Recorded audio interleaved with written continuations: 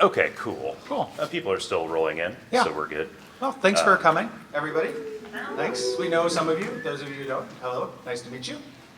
Hello. Oh, yeah. Yeah, so we're going to get started. We've done this live a couple times, and it's more or less just a shorter version of what we do on the podcast, but with a different energy, and we're more nervous. Yeah. So I'm never nervous when we record at home. Yeah. Like, I'm just in safety and underwear, and I feel great. We can stop if we need to. You know, we can take whatever breaks we need. It's a full hour, 8-hour shift for every episode, because of all the breaks we take to like breathing exercises and calm down. I suppose I could hide under the table. Yeah. That'd be good. No, Yeah. but podcasting is a solitary pursuit, and Yeah. so this is the one time of the year where we deplete that reserve. Yeah. So so we're just gonna go ahead and get started. So are you ready? I am ready. Awesome. My name is Gary Butterfield, My name is Cole Ross. and you are watching Watch Out for Fireballs. It is a retro games podcast. Yes, and this week we are talking about Castlevania, which is a platformer developed and published by Konami for the NES in 1987. Yeah. Is there anybody here? So this is a live episode for people listening later. Is there anybody here who doesn't know who hasn't listened to the podcast at all? Or just checking it out? Awesome. Oh, thanks. Thank you guys. Thank you very much for taking a chance on us. That's awesome. Yeah, so essentially, if you don't know the premise of the show, it's a retro games book club. We pick a game every 2 weeks and we play it to completion before we talk about it, and then kind of go stage by stage, level by level in exhausting detail. It's like, you want 9 hours on Final Fantasy VII. Like, the speed run for Final Fantasy VII is faster than our podcast coverage of Final Fantasy VII. Yes. So, it's exhausting. Think of it like a Let's Play, except not on YouTube, with a much more flawed premise. Yeah, it's because you can't see anything. Yeah. It is painting word It's pictures. like a real slow speed run. Oh, yeah. Yeah, so watch out for fireballs. It's exhausting. An ordeal. Yeah, but that's what we do. And for the live episodes, we try to pick something that will either is like very well known.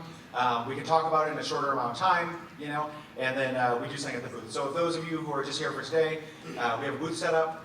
So we have a little contest running, and the furthest you can get in Castlevania on one life, whoever can do that at the end of the weekend gets a bull whip. It is the actual bull whip used in the game. Yep. And We ventured to Transylvania. yes, and we've also hidden meat in 3 locations throughout the convention. And if you can whip it out and eat it, you'll get sick. Hopefully so. I was trying a new subject. It's not about the thing. It's just new premise. So. Yeah, we had to go kill a Belmont to get that whip. Yeah. Strangely enough, Had to it get doesn't that work that meat. great on humans. So, yeah. Yeah. So, Castlevania. This is a huge Konami series. It's sad that Konami doesn't want to make video games anymore. Yeah, this is like the first one, kind of. We're going to get into the weird alternate stuff. But you're playing as Simon Belmont, who's the heir to this vampire-killing clan, and you're wielding the aforementioned whip you can win at our booth, the vampire killer. You're going and just trying to defeat Dracula because he spells ruin, and that is the simplest that a Castlevania plot ever was and will be. Yeah, even as soon as the second one, it gets really complicated. The name Vampire Killer is a very funny name for a whip. I want to start naming other things that are just like, now doer. Because that's the thing that you can tell what it does by the name on the thing. Isn't that how you make up names for something in German? Yeah. So, again, it's super convoluted. There's a timeline that kind of comes after this, and it's somewhere in complexity. It's not quite Hyrule Historia complex, but it's a little bit more complex than Metroid when you get into the portal entries and things like that, how they fit in. But it starts in 1691 with Lament of Innocence, and ended in 2036 with Dawn of Sorrow. So far, the story so far. So just 21 more years. Yeah, until we get to the future castle in Japan, and we're all beautiful anime waifs. So, thank goodness, my body only has to hold out that long. Castlevania 3 is kind of the immediate predecessor to this, aside from the Game Boy games, which star Chris Belmont, which is, hello. And Super Castlevania 4 is kind of a retelling of the events of this game in kind of a Super Nintendo tech demo form with all of the scaling and rotation and stuff like that. Yeah, it's also much easier. This is one of the biggest series in games, so when you think of those big NES series, like Zelda and Mega Man and Mario, Castlevania's up there. You have this immortal enemy that you cannot defeat. He can continuously be revived. You have this really chaotic setting that's really kind of adult and horror-oriented in ambience, which is unusual for the system. And it doesn't have to adhere to continuity because of this immortal enemy that can always respawn. So you can just kind of come up with a new premise for any Castlevania game. And it's like, oh, Dracula's back at this time in this place. He's brought skeletons on motorcycles. What do we do? And they're shipping. Like, there's a game. Yeah. So. Yeah. So, like you said, this is kind of a loving homage to these classic horror films and monsters. You even see that in the credits where they have kind of takeoff versions of these black and white movie actor names and monster names and stuff like that. So it's very much kind of meant to be lighthearted and really grim at the same time. It's the height of humor, too. If you've never seen the credits for Castlevania, they're real knee slappers. The NES version that we played and talking about for the show is harder than the Famicom Disc version because the Famicom Disc version had saving. And this does not have saving, which is a creature comfort that we're all used to and miss in like Castlevania 1 because this game's super hard. We're going to talk about more things other than it being hard because that's not the most important thing about Castlevania, despite what people tend to think. But it is exceedingly difficult. Yeah.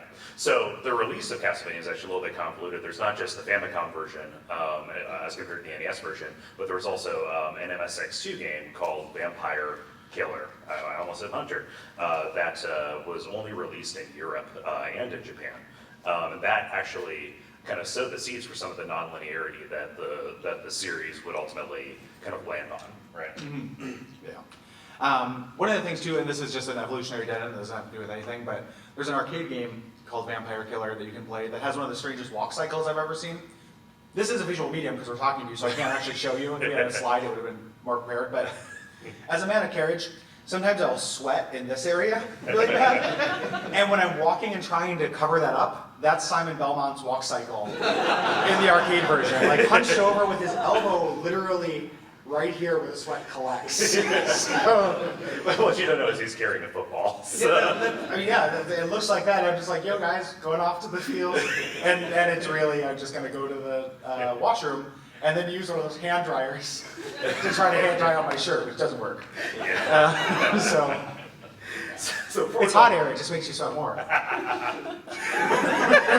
Pro tip. Life hacks. Yeah, life hacks. Just before we get off of the history of this, like 1987 was a huge year in games. Like this was kind of the beginning of the second wave of NES games here in the States, almost. And I'm fudging some of the numbers, but like think about these series that kind of made their debut, at least here in America, in that time. Street Fighter at the arcades, Legend of Zelda came out here, Zelda 2 came out in Japan, Metal Gear, Punch-Out, Maniac Mansion, Final Fantasy, Phantasy Star, Leisure Suit Larry, Land of the Lounge Lizards. All of our favorite series. Yes. Like, everyone is better than the last. And also, I was born in 1987. Oh, hey, my favorite series. Hey.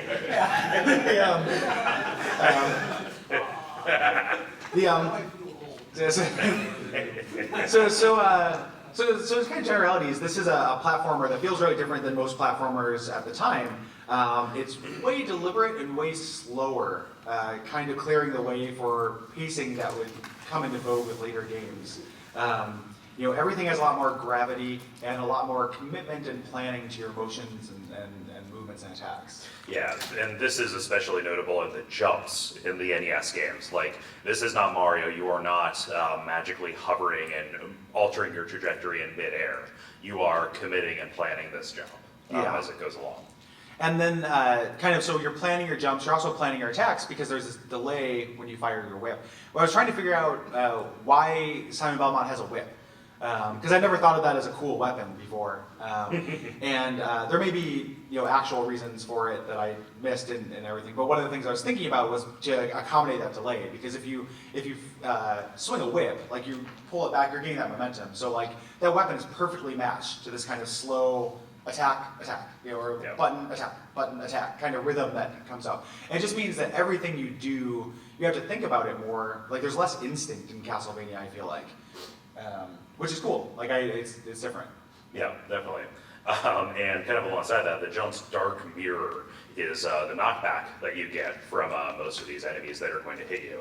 And this becomes much more of a problem later on once the platforming starts getting really high up there. Once they start throwing there's a whole class of enemies, between bats and Medusa heads that are just sine waves that are meant to knock you off of platforms. But you have to be able to manage that as well, because that is a very common way to die, as we've seen at our booth. Yeah, there you go. So you got this whip. You can't move while attacking. That's another reason why it's so intentional. Unless you're jumping, which again there are problems with that because you get knocked back. And it does have upgrades, even though it's really minor. So it has an upgrade to make it more powerful, and an upgrade to give it more length that you can get. So there's a little bit of character progression and kind of power-up system in the game. Yeah. The pickups are pretty weird, actually. Dollars are your score, hearts are your currency, and delicious, delicious wall meat is your health. It's something like somebody took a semiotics wheel and just turned it 1 degree. Yeah. So the wall meat is the linchpin of our marketing for this whole thing. We've got these stickers that we're going to be handing out at the booth and after this. My theory, because the castle in Castlevania is this chaotic, ever-evolving, rotating thing, there's probably some kind of organic aspect to it, right? Oh, the castle? Yeah. And so, sure. You walk into a house and you say, hey, this has good bones, right? Yes. Yeah. That's the thing people say on television. Like the house from House? Yes. Yes. Like that house that is Sherlock Holmes. No, I guess what I'm saying is we're actually eating the vital bits. I was thinking that just so many people have been cask of amontillado into the because they're if you're gonna build a castle, you're gonna lose a couple eggs. That's a great wall of China. There's gonna be some people buried in that castle. So yeah. That's what I was thinking. But regardless of it, just super weird. It became this really iconic thing, and games have paid kind of homage to it. One of my favorite things is Shovel Knight, which is where there's wall meat, but it's serving a little serving tray. So it's like this more sophisticated version of this very crude thing you're doing. Which I really like. Yeah. So you have these side weapons too, and what these do is give you the ability to do something besides attack right in front of you. So they're kind of doling them out in different ways to help you match these different enemies that have different patterns. Yeah, so we'll kind of go through those. The knife, which is, in my mind, the least useful of them, just clears the screen, which is cool. And I feel like in later Castlevanias, they're always trying to make this good. They either you can fire really fast, or it has a charged version that shoots 1,000 knives, and but it's never my favorite. It never seems that useful, and partly because I can attack things in front of me. I can't attack things that are above or below me, which is what the other weapons kind of do. Yeah, and then the holy water, which on my own I've never really used, but watching people who are really good at this play the game, holy water is this kind of way to just stun lock enemies, because it attacks things that are below you and kind of lights the ground on fire for a little bit as they're walking toward you. So it's a great way to deny an area to an enemy. Yeah, well, it's deny an area, but then also, and this won't be the first time we bring up Dark Souls in this, but enemies have poise in this game. It's very similar to how it is in Dark Souls. If you get the first attack, you can stun them and stop them from being able to do something, and that makes a lot of difference. We just recorded an episode of another one of our podcasts about Monster Party, which I think is almost a great game, in addition to being really weird, but almost a really good game. But the enemies don't have poise, so if something's coming towards you, if you attack it, it's still going to hit you no matter what, and that's a bummer. That kind of sinks that game a little bit, and it's really good here. Yeah, it really helps a lot with this. Yeah, one of my favorites is the axe, actually, and this has continued to be an iconic version of an attack. This arcs above you, so you can kind of clear off platforms and certain bosses that fly around. It makes it easier to hit them. Yeah. The cross, which the idea is the cross does the same thing as the dagger, but it's slower, but can it hit twice? And that's a trade-off you should make, because the cross is much better. Much better. And then the stopwatch, which freezes time. And one of the really cool things about Castlevania, I think, is that it works on bosses. For the most part, and that's something that you don't see a lot of times. Those big status effect things like that, usually bosses will be immune to that. In this game, it's a valid tool. And the way the balance is, it's expensive. It costs 5 hearts to use. Yeah, they had to take the Phoenix down out of the game. Everything's undead. A little trivia, there's a dummied out version. The rosary you can get, which is a screen clearing item, was originally an item you could use for 5 hearts. Which at first I was like, oh, that's really unbalanced. But actually, that's wouldn't be too bad. It's just a crowd control thing. Yeah. But yeah, they took that out. Yep, and you can upgrade these weapons too. You find little Roman numeral placards that give you more hits. When I was a kid, I had no idea what those did. Neither did I. Did anybody here like figure those out as a youth? Like, okay, yeah, I had a really hard time with those. I was just like, why? Like 2 is a bigger number than 1, but I don't understand what it does. Yeah, so we're gonna kind of zip through the stages, and obviously we can't go beat by beat, but we're gonna hit pertinent encounters and bosses for the stage in Castlevania, which is a really short game. The first one is the shortest game in the series, and you can breeze through it. Even with the difficulty, you can play this game front to back in like an afternoon pretty easily. Yeah. So stage 1, I love the way Castlevania opens because you have Simon kind of walking up to the gate, which is just unlocked, unmanned, whatever. But you're walking through this kind of like graveyard, and there are no enemies, and it's just a way to get powered up. It's just a way to have a playground to get acclimated to the way you jump, to the way that you attack, and just to And the power-ups. yeah, get the power-ups that you need. Yeah, and just how the power-ups work. Which you got candles. Again, that semiotics wheel that just got turned one thing to the right. Yeah, and it's also just really atmospheric. Like, I'm gonna harp on this, but like, I'm not gonna go as far as say like, oh, Castlevania scared me as a kid, because no. But it is eerie looking, like it is, and then it uses all of these different senses. So it's this disempowerment, which is like a trick they used in Resident Evil later, of having these kind of clunky controls, making you feel more scared. It's this kind of intentional slow control, the music, and these kind of color palettes, and then that pixel art where your mind is filling in the blanks for what's here. So I can't, this is a low detail model, but anything I imagine, like in my mind, the Medusa's eyes are crying blood, because it doesn't not look like that, and Nobody that's can what I'm prove feeling. he isn't. Yeah, exactly. Yeah. So it is, it's spooky. Yeah. And extra spooky are these enemies that you encounter here. The zombies, which you never really see that much again. Yeah. That are just kind of there as target practice because they kind of walk toward you. And then you're introduced to both the stairs and the cats at the same time in this entrance hall. Yeah, so stairs are a tricky point of contention in Castlevania, because you can't jump on and off them. You can only mount them from the top or bottom, and you move up them very slowly and can't jump off of them. So it's just another movement thing that's a commitment, which is what they want. But they also position enemies to kind of make that considered and make you try to dodge that as well. You got the cats in the notes. I didn't have a problem with cats. Does something happen to you with those cats? They just run at you when you can't really do anything. Well, that happened to me too, but I just jumped over them. So it wasn't that off big of a the deal. stairs. No, they're not on the stairs. They're like on the platform, so they don't actually get on the stairs. Yeah, it feels like they're pinning you to the stairs for these things to come at you. Yeah. Yeah, that's. I can kind of see it, but they don't show up again either. This game does kind of unique enemies, which is really cool too. Like enemies will show up just for a stage. Yeah, Gary, I didn't get past the cats. You owe me one whip. It's a one-piece dichotomy. And then you get down into the sewers with these mermen, who I love how goofy these things look. Yeah. They're pretty difficult too because they just jump out of nowhere, from below the screen. Yep. Just kind of knock you out.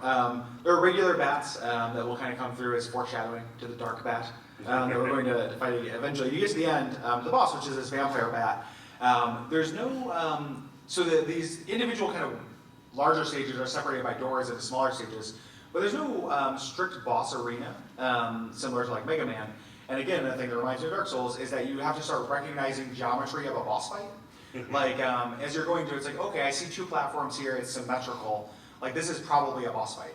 And then you can kind of mentally gird yourself for it. And I think that's really cool. This is a pretty simple fight. It's a giant bat, and they give you the axe right in front of it, which is intentional because it's a good weapon for that. Yeah, definitely. The pattern works out for that, and it doesn't really do that many attacks. It just kind of tries to run into you. Yeah. And there's also a power up for your axe hidden in a block there, so that kind of gets you introduced and gives you a leg up. It really feels like this whole first level, even up to the boss, is incredibly kind. Just because it is mostly horizontal. It's not asking you to do an awful lot of demanding platforming. It's really just helping you get your legs under you for what the game is ultimately going to become. And if you guys have ever had a bat in your house, that's how they attack as well. Like a bat, and they just kind of come at you eventually. Gary, I think they're just confused and scared. Yeah, well, but that's what they want. I mean, I never fought the bat because I didn't get past the cats, but I'm pretty They're sure. really weak against an axe. Like I just got a wood axe. I just go full great outdoors with a net and a tennis racket. There was a bat in my house once, and I called animal control after to get this bat out of my house. And they were like, yeah, there's been a rabies outbreak. The bat may have rabies, but we won't know. And it was for 4 weeks. And then I was like, oh, okay, and do I have anything to worry about? They're like, well, did you get bit? And I was like, no. And then I went online and looked it up, and they're like, bats can bite you, and you won't even feel it. It happens in your sleep. And it's just like, oh, well. Thanks, Internet. I feel good about that. And I had pets. I was like worried about my cats and stuff. Like, it was just like, oh, man. Wait, that was in your house for 4 weeks? No. They took 4 weeks for the rabies test on the bat. Okay. They have to cut off the bat's head to do it. Like, it's really, that's a true thing. Like, they cut off the bat's head to test it for rabies. So it was this very imperial form of revenge. Like, just take this thing from me. I want its head. Can you mount it? Like, do they make black? Oh, like a toothpick? Yeah. Or like one of those little swords, the cocktail sword. Yeah. Stage 2 is where things kind of get real because I'm sorry, I cut you off before that. You're exploring one big place. Oh, yeah. There's this map before you go between stages, and it's great. And the level geometry matches the map in a way that's not direct, but in a way that you can kind of make sense. So if you look at the map ahead of time, you kind of prepare yourself, like, oh, there's a lot of verticality in this level, and that's really cool. And just like it gives a sense of place to this, that doesn't feel like you're just warping between stages. Yeah, it definitely, again, everything like that gravity and that weight. We have buttons for our show about Dark Souls. Yeah. We don't need to diagonally make this that show. You're right. Yeah, no, but you're right. Like it does, and this is something in the series we kind of continue to do, which is pretty cool. And even this game plays with that, like in the transition to the Catacomb, which we're going to talk about. But like you said, you see on the map that you're headed towards this kind of upward ascent, and this is where the platforming really starts to kick in. This would be like the Red Tower in the later games is kind of the level archetype here for stage 2. And this is where they bring in the Medusa heads to kind of really mess with you. And everybody is shaking their heads or nodding just with resignation. They're going, no more Medusa heads. Or, yeah, keep on rocking. Medusa heads. The way this would be probably a good time to talk about enemy spawns in this game, because part of the reason you can have this really intentional platformer is that enemies spawn depending on which way you're going. I learned this from watching speedruns, which I recommend if anybody really likes a game, watch speedrunners because they'll tear it apart in ways that are really interesting. But enemy spawns are determined by which way you're facing, which way you're moving, whether you're attacking, and the game checks those things, and then your why. So you can manipulate those things, but what it does is it means that the game at any given moment knows which way you're approaching the situation. So the encounters feel more designed. Like I feel like in a lot of NES games I've played, an enemy, you'll play a Mega Man, and sometimes they're turret enemies, but then sometimes there's just a guy who just runs, he literally drops down and just runs towards you, and then if you jump over him, he was going somewhere else. Like he's going to the store, and it was just lucky that you guys didn't bump into each other. Or a guy will just kind of land and walk back and forth for a little while and think about his life. And this is everything is being created and positioned in response to where you're at. So you always have to think about it. Like you always have to be intentional about what you're doing. This is the first level where that's underlined 6 times with magic marker, because of those Medusa heads, which feel cheap, but they're not. Like they come, if you are only dealing with Medusa heads, you can avoid them. Like they're positioned where you can almost always avoid them. It just gets really hard when they start mixing them with pits and knights later in the worst hallway. Yeah, but it definitely makes the game feel like this really intricate and well-built machine. Yeah. Especially watching somebody who's really good at it, who can kind of make these decisions because it's predictable, not in a memorization kind of way, but just in I know how this works kind of way. Well, usually it is memorization. Well, yeah. You can memorize this game, you can, know where the things are going to be. So, there's a couple other things. There's tricks and traps here. There's some of these spike crusher things that come from the ceiling. Oh, you mean like in Sense Fortress? Yeah. Okay. And some ghost enemies that kind of float towards you, and the point is they come at you from odd angles, so you need to lean on those sub-weapons and the like. But you kind of make your way through. You get the bone towers, which have been in every Castlevania. I love these enemies. Of just they remind me of the movie Labyrinth because they're facing different directions. These 2 skull heads, and if you're not around, if they talk and have a whole shtick about it, I'm stuck and I'm looking behind you all the time. I really like. Yeah. But yeah. But yeah, so there are lots of, we're not hitting the actual way that the level's put together, but they, every screen feels very considered to make each individual jump, run, and, maneuvering challenge a challenge. Yeah. So the boss is the Medusa head, which kind of flies around and drops snakes. Which I love that, like, if you're looking at Medusa, and you're like, what's the most important thing about Medusa? And you go to snakes rather than petrification. Because that was kind of the scary thing about Medusa to me. But I love it bursts from a statue, which again, you're spotting that boss arena, and then it's just like, something's going to happen there, and then explodes from a statue of itself, which is just super cool. And drops these snakes on the floor to make the floor dangerous. But if you, this is a real like holy water, you can just kind of spam holy water and kill this thing. You should have a triple hit for sure. Generously, you don't have to crouch in order to hit these snakes on the ground. I really don't like it when any games force you to do that. Yeah. And these snakes will also drop power-ups if you need some recharge on your stuff. Like again, they're kind of easing you into this. Yep, not too bad. On stage 3, the castle's roof. This introduces another, like this enemy is full of, this game is full of enemies that are like, that damn, like Zubats, like it's that damn thing. There are like 4 enemies that are like that thing. So they introduced the second one here, which are the Flea Man, formerly known as Hunchbacks, which is a less sensitive name, I guess. If they're a real flea man, then it'd be the other way around. And these bone-throwing skeletons, which are my favorite thing at all. Like they're really goofy. You're like, especially when there's a bunch together and there's the red ones who are like the bosses. yeah, they're just having a party, right? Just think of all the marimba and the soundtrack is like being subsumed by the. It's like Whiplash but with silent mode. Yeah. Like you have skeleton J.K. Simmons just tipping tables and throwing stuff. Getting better. But yeah. There's also a nude statuary in the background, which I feel is a little bit risky. Yeah. Risque. Yeah. Risky, risque. Either or. Depends. Yeah. After dark.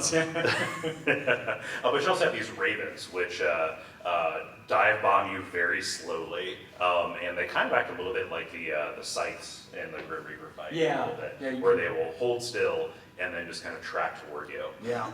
And pretty much everything that flies in this game is hard to avoid for me. These guys included. Eventually you get the albatrosses that drop the flea men, which are the worst of 2 worlds, and that's really difficult. There's kind of a, so they're starting to remix the enemies at this point. So we have like ravens plus a bone tower plus platforming. Like they're adding these little scenarios that are things you've seen before, but what if we put them together? Which is just, this is a difficulty spike in the game. Not the primary one that we're going to come up on, but yeah. So the boss here, we have 2 mummies at the same time, and I love the way that this opens up because you walk into the boss arena. And you have these 2 mummies on either side of you and think, okay, are these going to be background elements? No, they're going to start walking toward you. So your first move is to get out from in between them. Yeah. It's like the Capra demon. And yes. It is a... I'm not giving you shit because I No, I thought that was the joke. Was that you told me not to do it. This is a weird enemy where there's a risk reward, where there's a meat in one of the platforms that's useful to the boss fight. And if you get that meat, I think it's this one, it's either this guy or Frankenstein, but there's a meat, and the boss fight is easier if you deny yourself the meat. Which is like, it's like like Dr. Strangelove, like denying yourself the precious meat.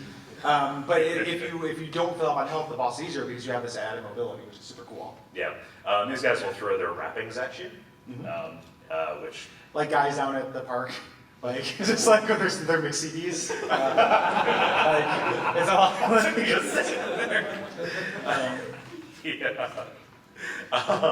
yeah, you have 2 of these guys to deal with, and this is going to be a bit of a wrinkle, at least for this boss and the next one. Yeah. So you think you're on this upward climb, but there's a really cool bit where in the next place you fall a great distance into these catacombs, and they give you like, triangle wave sinking thing. Triangle wave slide whistle.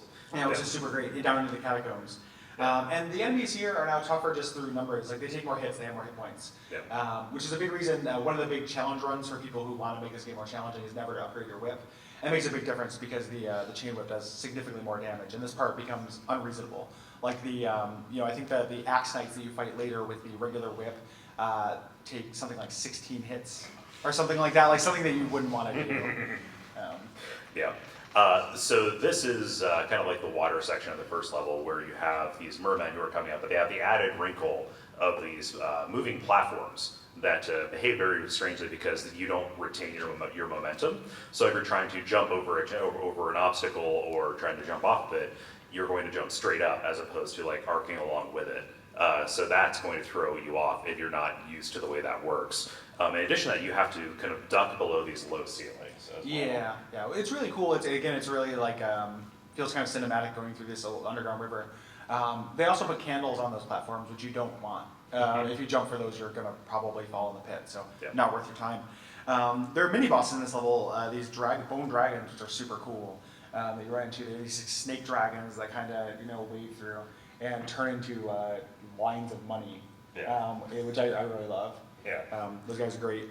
But I learned this from Leland. If you just keep walking, Leland is the guy who currently holds our record. If you just keep walking towards them, you're going to just like go right underneath them.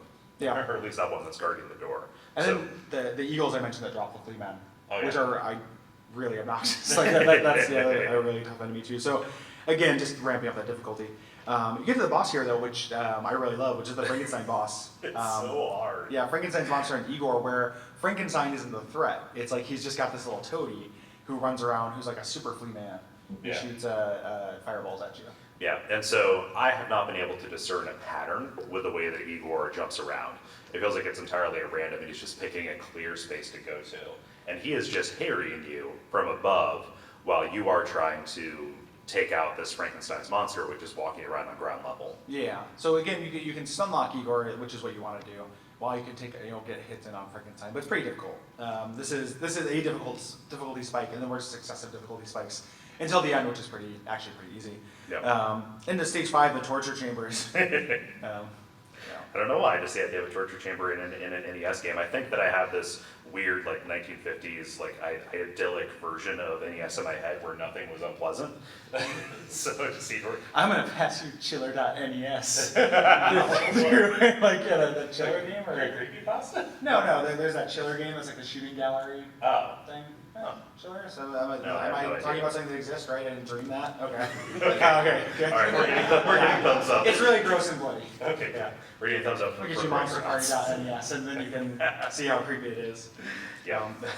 But yeah, this is Skeleton City, which is my favorite department store, like of all time. I prefer Skeleton City furniture. It's like Shea Lounge has been his spine. Oh yeah, it's just an ossuary. But yeah, you have these red skeletons running around like clowns, and these don't stay there. So like, are they doing old timey racist comedy? Yes. That's a little bit of the joke I was trying to make, but I didn't quite land it. Let's dwell on it. No, but I love these guys. They're the dry bones. They keep coming back. And what's great about this is you have kind of like these multiple levels within the stage. So you're going to have these skeletons walking around above, throwing these arcing bones that are going to hit you below. Yeah. And again, they're bone-throwing skeletons, so I love them. You're introduced to the Axe Knights, which take a lot of hits. Like, these are the tankiest enemies in the game. And they kind of throw axes above and below. And they're rare, initially they're introduced alone, but we're coming up on what I think is the hardest hallway in the game, which is the approach to death, which is a hallway where Medusas can spawn from both sides. Again, it's determined by that facing and whether you're attacking. But you fight 2 of these axe enemies while Medusas are coming. And this is really, really difficult, at least for me, because at this point, also, we talked about enemies having more hit points, so they do more damage as well. You essentially can get hit 4 times. At this point from here on in, and you want full health for death. So this is, I don't have anything else to say about it. Like, this is just a really harrowing stretch. Yeah, I've got 2 things. This is a very visually striking room, just because you have this kind of drapery in the background. It feels very regal. Like, with the difficulty and the way this looks, you could be forgiven for thinking that you were going to Dracula himself, right? Yeah. And also, what's kind of funny is these Axe Knights are kind of mini bosses in their own right, at least right here. And in later games in the series, they're super nerfed. Like, there's some of the first enemies that you fight, especially in the DS games. Yeah. So you just kind of power through it. Like, it is a really infamous kind of stretch. But you get to death, which you also just kind of has to. So this is interesting. I'm looking at the notes. I'm learning too at the same time. Cole thinks this is easier than the Igor fight. Yeah. Yes, I make the notes. Elaborate. Elaborate. So I think the unpredictability of Igor's movement is really challenging. Like, I can't deal with it. Whereas with Death, he throws out these scythes, right? There are 4 of them at a time, and they kind of like fix in a place, and then wherever you're at, they try to move straight toward you. So it made more sense to me to be able to kind of herd those and get them into a position where I could jump over them and make my hit with the boomerang. Like the issue I had with death is if you're in the middle and they come from the outside, you just get boxed in. They start moving and there's only so much I can do to get out of the way. So I found death much harder than Igor. This was when I was young. This is as far as I could get. As a kid, I could not get past death in this game. I tried. Like I had kid patience. No avail. There's also ways to cheese this fight if you have fully upgraded holy water. You can actually stop death from ever moving through this, which is the way that people who are really good at the game on the internet do it. But I just it took me 1,000 tries and I eventually beat it for the show. But I find this much harder than Igor. But I can see what you mean. Yeah. And after this, you're into the ascent. Like stage 6 is not very long. There's just kind of like 2 sections to it. Mm-hmm. You have this bridge that has a bunch of gaps out that has some vampire bats. So again, that thing I love where bosses become regular enemies later on in the game. And then you have the clock tower, which will become just a standard level in every Castlevania. Yeah, and they always have flying enemies kind of coming through while you contend with this tricky platforming. This is a basic version of the clock tower. You're not riding on gears. You're not, and it's just 2 screens. I want to say it's very short. It's difficult. You have these eagles dropping flea men there, but this is a famous thing, and it's also really known for wonderful music. This whole game has amazing music, which we haven't mentioned yet, but it's one of the best NES soundtracks. Even though they still get just better as the series goes on. Castlevania has amazing music. This just in. But the clock tower is always one of my favorite themes, and this doesn't have a unique theme. It's just the clock tower, just for the stage. It's kind of a bummer. Yeah, they didn't know they had something special with the clock tower at this point.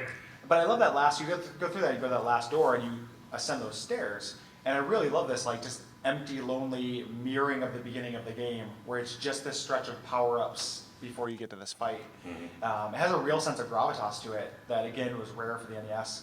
And I really love. This ascent is one of my favorite moments in the game. Yeah. And you go to the lair of the man himself. You have to fight Dracula. You've got his coffin open in the background behind him, and here he comes. And he appears to be a statue head with cloaks. He spawns from the floor, which is a really cool idea if you think of it cinematically. Like going into the room to fight Dracula, you find his coffin open, but there's nobody there. Yeah. That's really cool. He could be literally anywhere. Yeah. You can turn into fog. I can breathe fog. It's not. I guess this could be anywhere. So it's super cool, super spooky. Yeah.